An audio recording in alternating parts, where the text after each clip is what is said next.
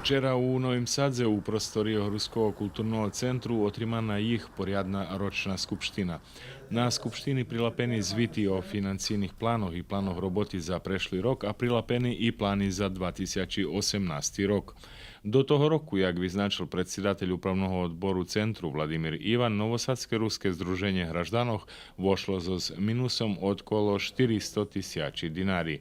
To tak vypatra strašno, to velika suma, ali kad poredzime z 2016 rokom, da smo imali 480 coška, znači daki 50, skoro 60 ezeri dinari menji sme teraz u minusu.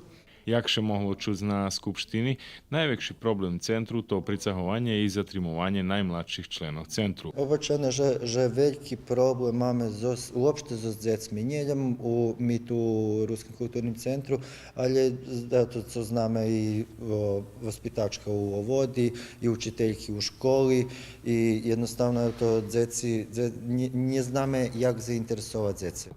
A co še horúceho problému centru dotýka ich prostorioch, ktorí u vše horším stanu, jakše čulo zo neuriadových rozvarkoch, možlivé, že še zjavilo jedno bars dobre riešenie za Ruský kultúrny center, u ktorým za teraz, pokľaše to nepočne realizovať, nebudeme bešedovať, že by še, jak to verí náš národ, i toto riešenie nevyjalovelo.